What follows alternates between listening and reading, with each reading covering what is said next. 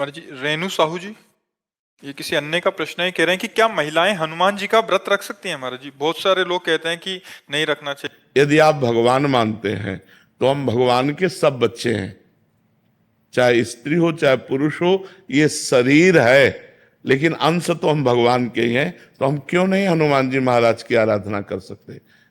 हम मानते हैं कि प्रगट रूप में जब हनुमान जी के श्री विग्रह पर बंधन वार आदि इन बातों को तो हम, लेकिन वो हमारे भगवान हैं, तो हम हनुमान चालीसा पढ़ सकते हैं, हम उनका नाम जप सकते हैं, हम उनकी आराधना कर सकते हैं, हम उनको भोग लगा सकते हैं। हम बंधनवार आदि की बात नहीं कर रहे कि जैसे उनके शरीर के बंधन आदि, क्योंकि उनका एक परम ब्रह्मचारी स्वरूप भी है, परम ब्रह्मचारी स्वरूप है ना, तो इसलिए जो निषेध करने वाले जन है उन उसी ब्रह्मचारी को लेके हैं कि वो पर वो भगवान है, वो कोई मनुष्य थोड़ी है, स्वयं शंभु है, स्वयं शंकर भगवान है कि नहीं, प्रसिद्ध है ना, स्वयं शंकर है, 11वें रुद्र का अवतार है। तो हमें लगता है कि जैसे आराधना तो सब कोई कर सकता है, पर हम बंधनवार आदि के लिए अभी प्रमाण नहीं पाया।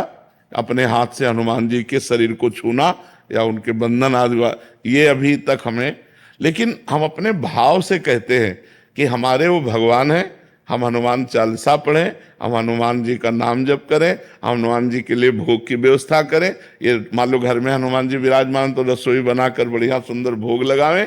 ये सब हम हनुमान जी की आराधना कर सकते हैं, लेकिन बंधनवार चढ़ाना आदि ये हमें प्रमाण नहीं मिला, इसलिए हम इस विषय में हाँ नहीं कह सकते। बकाया आराधना तो की जा सकती है क्योंकि वो हमारे भगवान है। महाराज जी, आरती कर सकते हो? हाँ, भोग बनाइए, भोग लगाइए, आरती कीजिए। उनका जो श्रीअंग सेवा है उसके लिए, हाँ उसके लिए हम नहीं कह सकते, क्योंकि उनका एक परम ब्रह्मचारी स्वरूप है, वो परम ब्रह्मचारी महान। तो कहते भाई हनुमान जी सबके हैं, वो हम भी कह रहे हैं।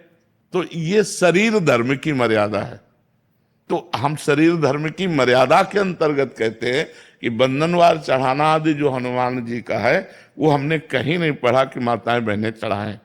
लेकिन हम भाव से कह रहे हैं कि हनुमान चालीसा पढ़ना, नाम कीर्तन करना, भोग समर्पित कर देना, आरती कर देना, ये निषेध नहीं। उनके श्रीअंग की सेवा के लिए हमने कहते हैं। ये बजरंगबाण रोज पढ़ा जा सकता है? भगवान का यश मान करके क्यों नहीं किया जा सकता? लोग बोलते हैं कि बजरंगबाण रोज नहीं पढ़ना चाहिए। अगर हम भगवान का यश गान कर रहे हैं, हमें कोई अनुष्ठान थोड़ी कर रहे हैं कि हम बजरंग बाण का प्रयोग किसी के प्रति अनुष्ठान कर रहे हैं, हम तो भगवान का यश गान कर रहे हैं। जय जय हनुमंत, उसमें जिसमें वर्णन तो जय जय हनुमंत है ना, उनकी जय जयकार कर रहे हैं, उनकी महिमा का वर्णन कर रहे हैं। और सबसे बड़ी बात है, अगर ये माना जाए तो बजरंग बाण का सही प्रयोग है भव रोग का नाश, जो भव रोग है उसका नाश। शरीर रोग तो नाश एक साधारण बात है,